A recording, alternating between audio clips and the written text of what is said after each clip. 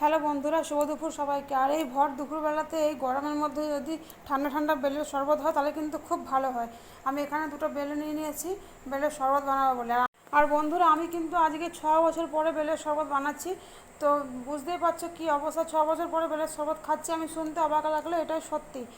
আমি কিন্তু পাঞ্জাবে থাকি, আর পাঞ্জাবে কিন্তু বেল পাওয়া যায় না। আর এখানে যে বেলটা কী জিনিস এরা খেতেই জানে না।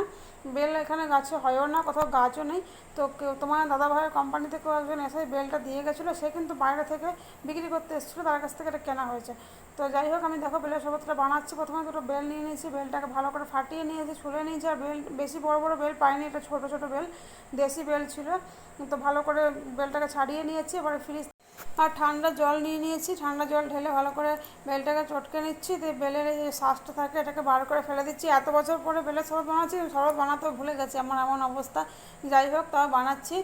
তারপরে এখানে ভালো করে বেলটাকে ছেঁকে নিয়েছি, একটু ছেঁকে নিচ্ছি যাতে বীজগুলো পড়ে যায়।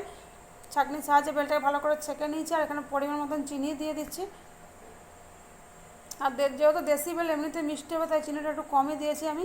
অনেকে কিন্তু বেলের শরবতে নুন দেয় না, আর শরবত জিনিসে একটু নুন না হলে কিন্তু খেতে ভালো লাগে না। আমি তাই অল্প একটু নুন দিয়ে দিয়েছি, নুন দিলে শরবতটা ভালো টেস্ট হয়। তারপরে এখানে ভালো করে ঢালাঢালি করে নিচ্ছি।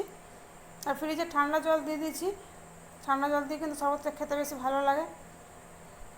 আর দুটো ছোটো ছোটো বেলের শরবত বানিয়েছি, এটাতেই কিন্তু আমার মোটামুটি 1.5 গ্লাস মতন শরবত তৈরি হয়ে গেছে।